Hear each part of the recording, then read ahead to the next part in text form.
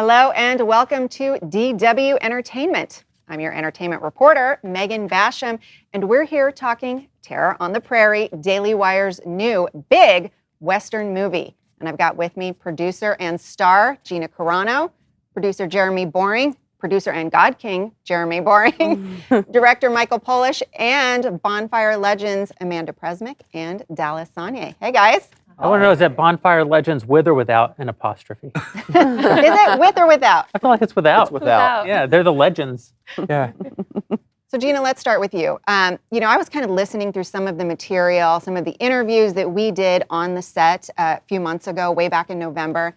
And one of the things that you talked about was that crucial 36 hours between when you were canceled from Mandalorian and making this deal with the Daily Wire.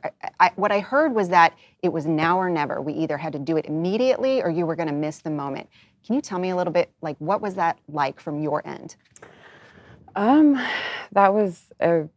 was one of the hardest moments, I feel, because I just wanted to crawl in bed and put the covers over my head for a month, and I didn't know when it happened. I was so upset that I just felt like, oh yeah, it's over, it's over. And so I crawled into bed, and then I have everybody texting me, and my manager Scott Karp was like, you need to get on the phone. You need to get on the phone with Ben Shapiro. He's got something for you. And from a broken heart, and you're just kind of like, I don't want to talk to anybody, but okay, let's just get on the phone. And when I got on the phone with Ben, it was just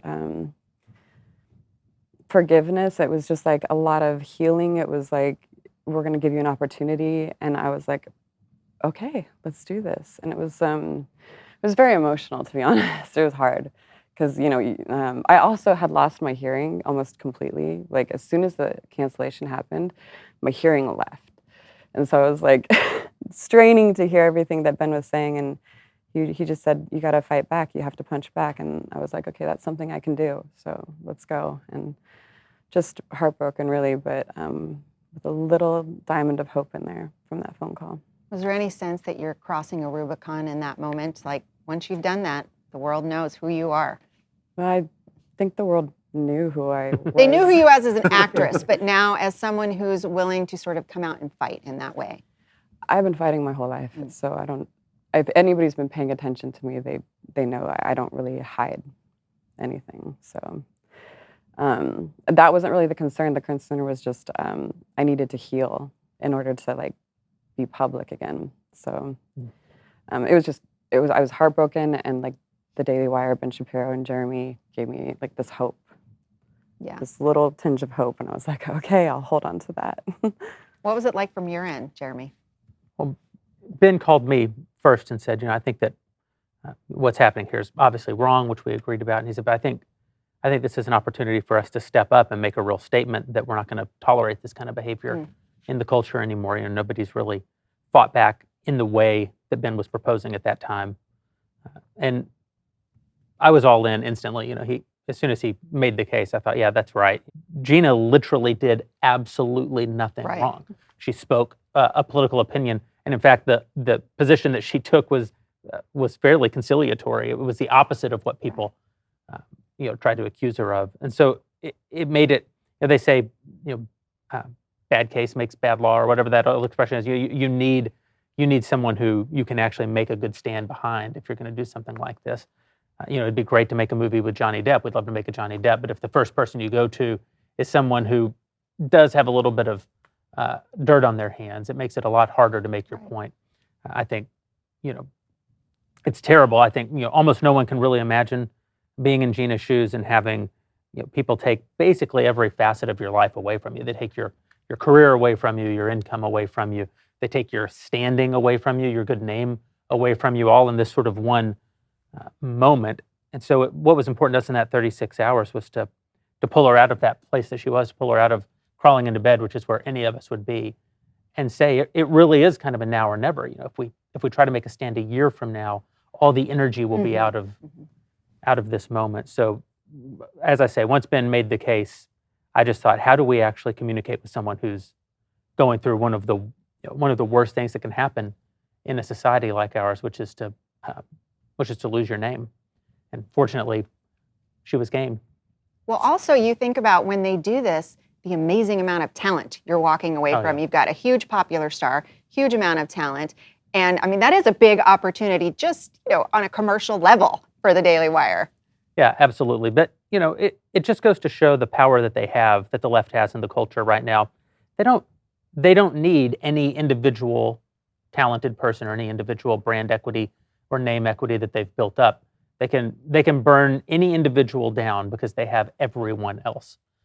But again, I think if you stand up to them just a little bit, and we're seeing it already, the Daily Wire made a big stand against Disney on kids' content around transgenderism recently. And I wouldn't say that the only thing that happened was Daily Wire's stand, but certainly one of the most prominent things that happened was Daily Wire's stand. And within 10 days, you see Netflix backing off of some of their more extreme positions. It's not that we somehow defeated them or dealt them some financial death blow by any means, but what we did say is, if you take for granted 50% of the country, someone will compete against you and you could lose that market share. And just that is enough, I think, to create some change. I think what Gina has done in making this film, and listen, we'll get to it in a moment, but the fact that the film is fantastic doesn't hurt. But I think that by making the stand at all, it creates a lot of back pressure, and over time it'll create a lot of change. Okay, so let's talk about this film then. So we got Gina, we know we want a movie with her. How did you pick this as the movie? Oh, wow. I got started right away after we closed the deal, and it's tough because you're reaching out to agents and managers, screenwriters, and people like that who are very hesitant about getting involved in something like this. And so it was really a hunt to find the right script, and we went through several iterations, many of them, in fact. Wasn't White Knuckle one of those? I remember. I wrote an article about that. Yes, in fact, at one point in time, we had another script chosen. It became a real problem, though, because the guilds in Hollywood were requiring certain levels of COVID testing and potential vaccine mandates, and also just the amount of rules that they impose on a production. It's very anti-artist. Yeah. And so we decided to leave. Well, Gina led the charge and said very clearly, I'm not going to do any of that stuff. And That was we said, my first, I think I would consider that my first producer's decision. yeah. And I'm looking at these guys. You made it count. Yeah. I was like, well, and I appreciate the responsibility because I had moved out of California into an RV, and I'm headed across the country to Tennessee, and I'm excited, and I'm thinking, okay, here we go. It's going to be, I'm out of California, I'm out of the business, and then we show up, and there was a very real possibility that the SAG-AFTRA was going to mandate the vaccine, and we had to weigh the decision of, well, what happens if we're halfway through filming and they come in and they say, you have to shut down and walk away, or you all have to get vaccinated. And so we discussed it, and we weren't willing to risk that, obviously. So we transitioned. They asked me, Jeremy and Dallas and everybody, and Amanda, they're like, what do you want to do?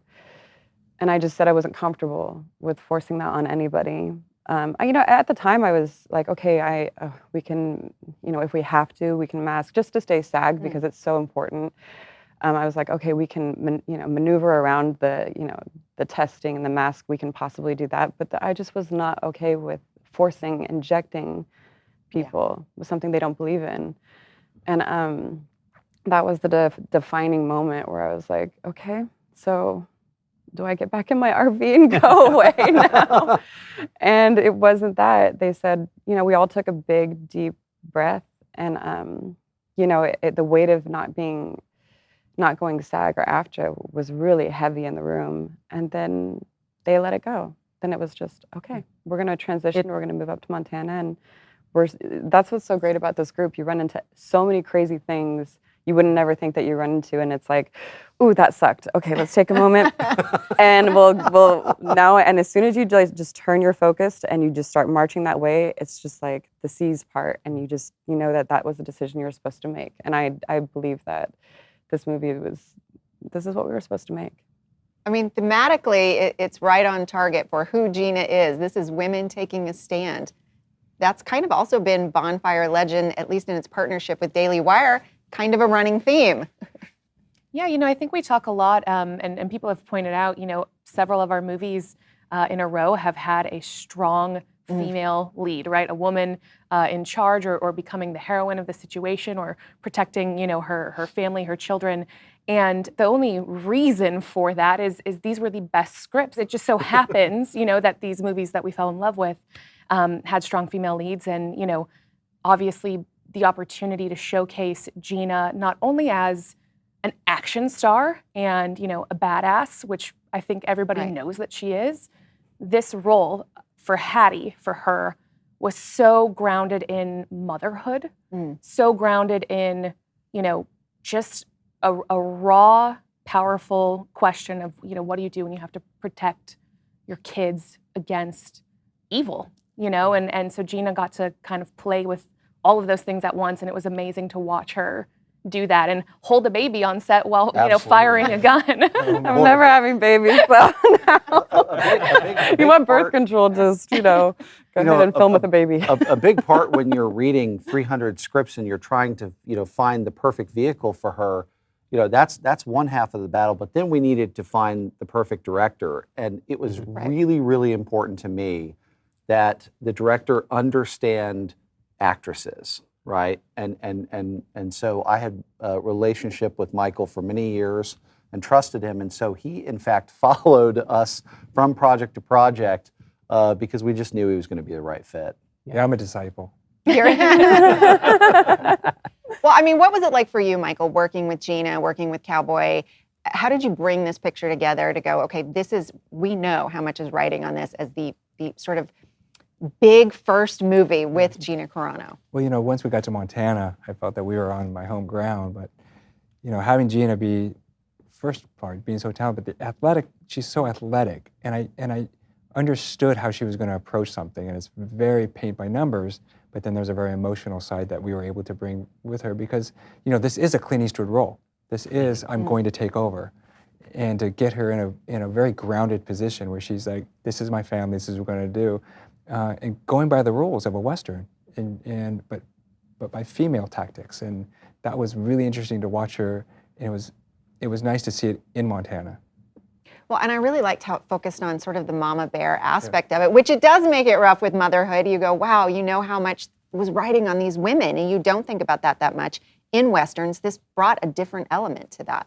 Yeah, I mean, I don't have children, but I really felt with those babies, there was 2 different babies we used, and with the babies on set, I just felt so protective over them. And, I nearly have, like, in the last couple of years, 3 nieces. And it's just, it really, it sparked, like, some sort of cool thing in me that I didn't, like, my little sister's like, you never know until you have them. And it's like, I got to experience dipping my feet into that a little bit, and then giving the baby back at the end of the day. That was the best part. That's nice, yeah. I think that the film is somewhat autobiographical. It really is about what do you do when malactors come who want to take away everything that matters to you. And of course, that's what had just happened to Gina. With Shut In, we had this opportunity to make a story that really was about motherhood and about a young woman who was technically a mother, but only technically, becoming what she needed to be. And Tara does take a different view, which is that in Tara, Gina is both spiritually and emotionally broken at the beginning of the film. The character of Hattie this is what the Western does so well. It takes the vast sort of Western expanse and makes of that a character, and that character is one that's constantly trying to destroy you. If there was no captain, if there were no black hats who came riding up, Montana is trying to kill these characters, right? And is trying to break them. This movie is very quiet. That sort of vast, silent expanse is claustrophobic and trying to break you down. So, unlike Shut In, which is just about motherhood, I think Terror really is about the besieged individual. And while motherhood brings this great color to it, something else that you almost never see, a woman defending her husband, not by physically hand-to-hand combat beating up bad guys, but almost on a spiritual level.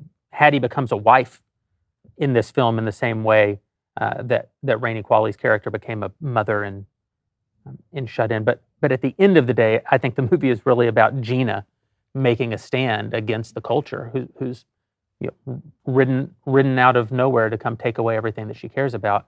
And when you see her performance in the film, you see that it's personal. Yeah, you can really. I was surprised when I watched it. I thought, wow, like I don't know if everybody else can see it, but I can see the pain on me, which was it was like a therapeutic experience. I was allowed to just wear it. Because if I had a different role in a different movie, I might have had to hide it a little bit more. But with this one, I was allowed to just wear it in silence, which is exactly what I was doing, for this last year or two. So I feel like it's a great film for everybody to kind of relate to as well. Families are fighting for each other right now, and it's not going to be easy, and it's probably going to get a lot tougher. So maybe that quiet movie can be a breath of fresh air. It feels very pure. It's like a breath of fresh air in all the madness. It absolutely is. And Michael, how do you bring that out? Just to piggyback on Jeremy, without all these elements, and Amanda made a quote the other day to me, she goes, it would just be Little House on the Prairie.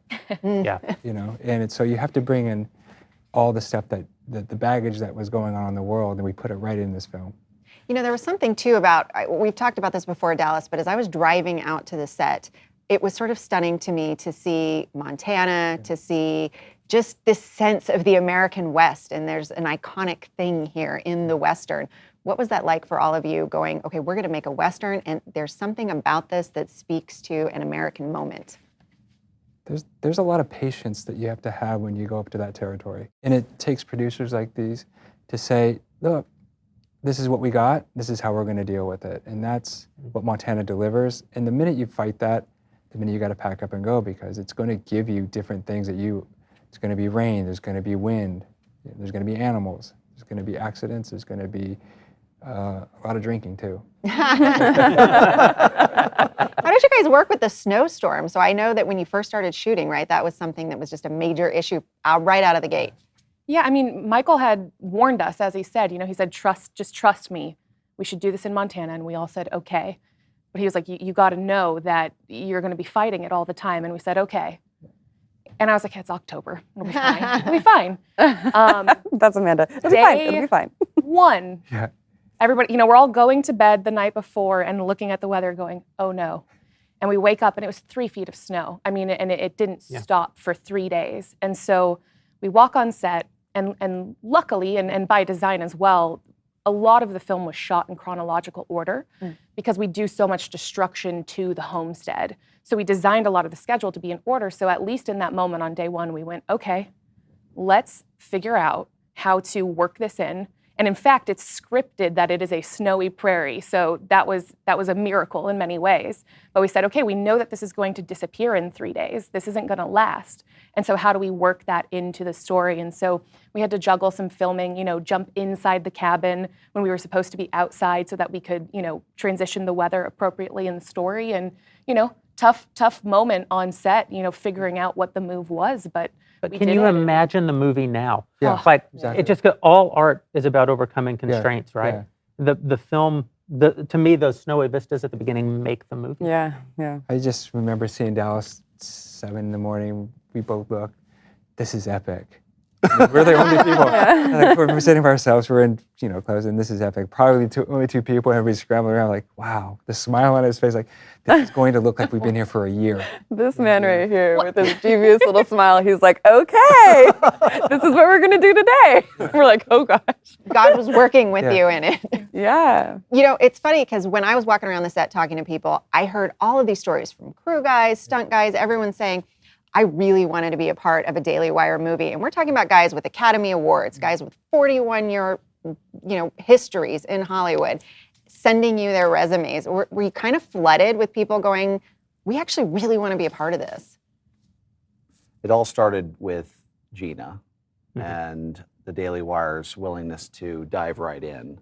I'm very proud of the work we did right off the bat to get that deal done. And it became a charge, right? And people could really get behind it. It became a calling for a lot of folks on this crew. And so, yes, when we went to Montana and when we were making a Western and we had Gina Carano and it was missional with the Daily Wire, you start to have a perfect storm. And so the crew came together and everyone made a lot of best friends. In fact, when we wrapped, it was hard because we had to return to normal life. And we had really, for those, 8 to 12 weeks, depending on how long the person was there, they became part of the family. You probably have to be a little careful when you're casting your family in a way and picking who's going to play alongside Gina. What was that process like? Oh, this is fun. The misfits show up. We got all the right droves. misfits on the Yeah. cast and the crew. We just got everybody.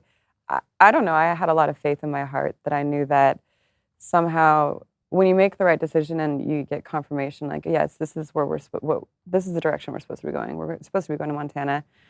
And you feel the confidence behind making those tough decisions, but then being rewarded of like, okay, I don't think God's bringing me this far to come this far, so he's gonna, walk me through the next one. And that's how I kind of knew the casting was gonna be okay.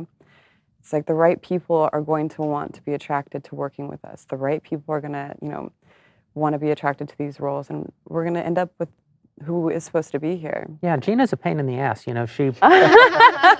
walks in the office one day and says, I'm not willing to make the movie that we just all agreed that we were making and spend a bunch of money on because of the vaccine mandates. And you think, damn it, she's right, but man, this sucks. And then you think, well, okay, we got to pivot. We got to make this kind of movie and this kind of movie, and here's who we should get cast-wise to really make that make sense. And Gina's like, no, I don't want any big names in it. I don't want anyone who isn't willing to be 100% bought in to the vision. And, if the only two decisions that Gina made as a producer were those two, they would be the most consequential two decisions made in the film. And that's not, obviously she made many other decisions along the way, but she really, her vision for not just what this film meant in terms of making a stand against Hollywood by existing at all, by the uncanceling of Gina, but what it was going to mean as a production, that the production itself was going to be a rebuke of the entire, sort of authoritarian moment in which we were living at that moment in history. I really think everything that people will experience when they watch the film is born out of those two very strong decisions that Gina made. And this cast came into existence because of that. We didn't go to the normal places you would go to try to cast a great period Western. Well, let's talk about kind of our two main other feature players in this, which would be Cowboy and Nick Searcy. So how did you land on them? Because those performances were amazing. Well, reluctantly with Nick. I make it a point never to use Nick unless you absolutely have to. But literally when everyone else had asked, I was open to the idea that maybe, just maybe. And I was the complete opposite. I saw Nick and I was like, that's him. I was like, I respect him so much as an actor. I don't care what his politics are. I don't care how abrasive he might seem online. I kind of actually love that about him. And I was like, that's our captain. I don't think we need to look any further. And these guys were like, oh, a little bit.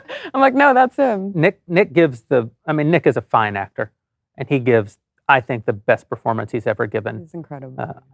In this film. Yeah, it's really operatic. And it's really nice. And he's just, you watch it, and we were in the editing room together, and you don't know exactly what's happening. When you string it together, you go, there's the symphony. There's the song. What do you want? Vengeance. And I was on set when Nick was standing outside of the log cabin and screaming, God's coming to get you or something. I can't remember what the line was, but it was, I actually was talking to Dallas at the time and I couldn't pay attention to him. I'm like, I got chills. And I'm like, no, I need to pay attention to Nick Searcy now. Those were just some really powerful scenes. When you guys, were you surprised that it came together that way, that you got these sort of iconic Western moments? Well, Dallas was made to make Westerns. I think we all. His name. Dallas. So I do think when you watch the film, it is of a kind with all the greatest Westerns, and that is Dallas. You've got, Michael brought this unbelievable aesthetic sensibility to the film. There's these amazing shots of Montana. It's a love story about Montana in a way, even though Montana, I think, is one of the villains of the film. but because Michael has lived there, because he's immersed in it and loves it, that really comes through visually. There's a, I don't want to give away too much about the film, but there's a sequence in the cabin that's, and I don't know how long it is, an 8-minute Steadicam shot or something, that just creates this sort of frenetic tension that you couldn't have accomplished without Michael. But I think what you couldn't have accomplished without Dallas is exactly what you're saying. It's this sense of what makes a Western. And so that's one of the few things I wasn't surprised about. I knew if we send Dallas to make a Western, he is going to bring us those great Western moments. And I love to talk crap about Nick Searcy, and he's earned it. But Nick is... He'll get his turn in a little bit. Yeah, I'll be there for that. Nick is truly a fantastic actor. And when Dallas called and said, what would you think about going out to Nick with this role? I said, my concern isn't that Nick isn't good enough for the role. My concern is that Nick may be too good for the role. And what I mean by that is when you hire someone who's incredibly talented to be in a small film, they sometimes feel like they're slumming, and pride won't allow them to give their best. And there's another layer to that, which is when you ask a friend to be in your film at all, they often feel like they're doing a favor, and pride won't allow them to bring their very best. And in this case, 1.5 of those things were true. We were asking Nick to overcome 1.5 of those. Yeah.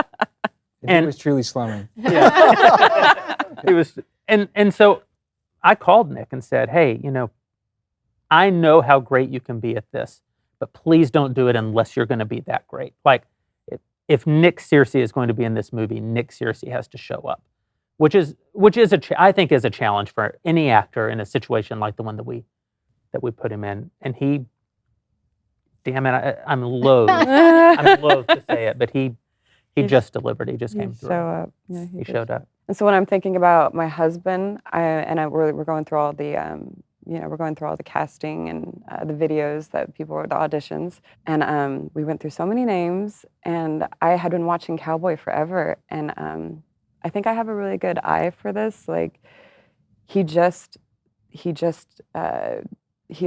the camera. Like, he sparkles on film. You're so curious about this person.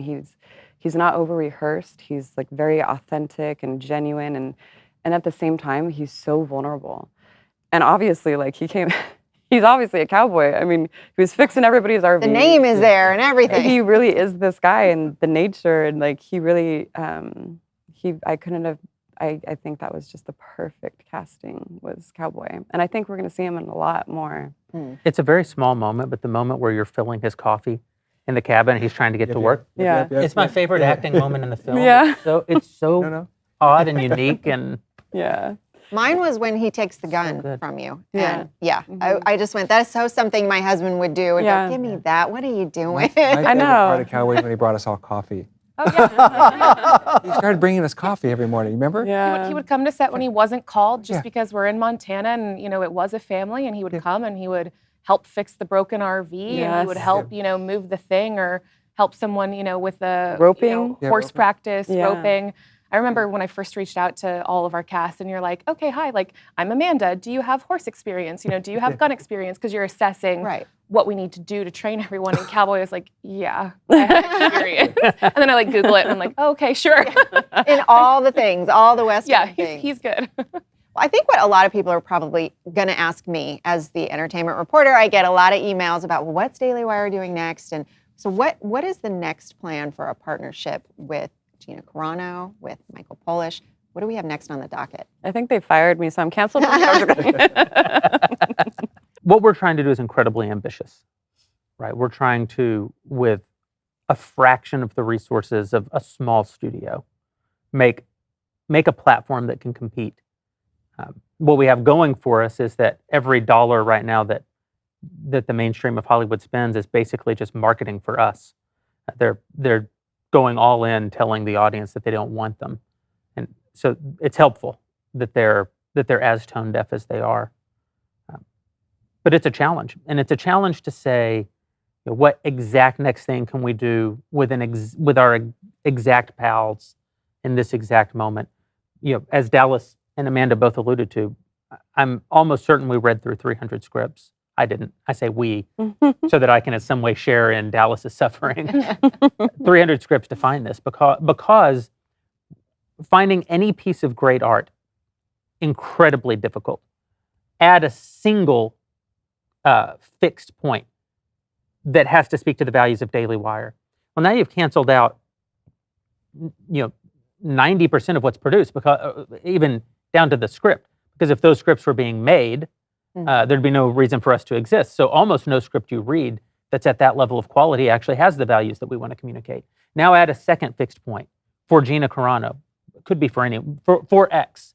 Well, now you've canceled out another 50% of anything that you're just getting down to a smaller and smaller pool of things that are possible to make. And so what I would say is, on a very practical level, we're trying to find what are the best projects that we can bring to the audience in a timely, given all the constraints that exist.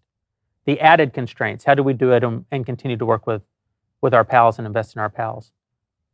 Well, that too. Is this the last time the Daily Wire is going to do a project with Gina Carano? I haven't asked her, but I hope not. Is this the last time we're going to do a project with Michael Polish? I certainly hope not. When? As soon as we identify what that next terrific piece of IP is that we can all work together on. And to that end, we're getting more and more aggressive. When we went to find this project, we're having to read what was being submitted to us. We've since cultivated a lot of relationships with writers. We have a lot of things being developed actively.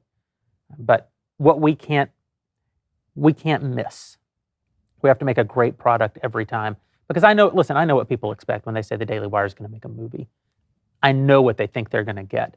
And I know if they give Terror on the Prairie a chance, I know how blown away they're going to be, how all of their expectations are going to be absolutely shattered.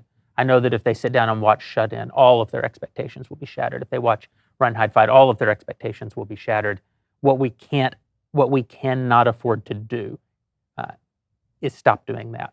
And so we're all working together to identify what those great pieces of content will be.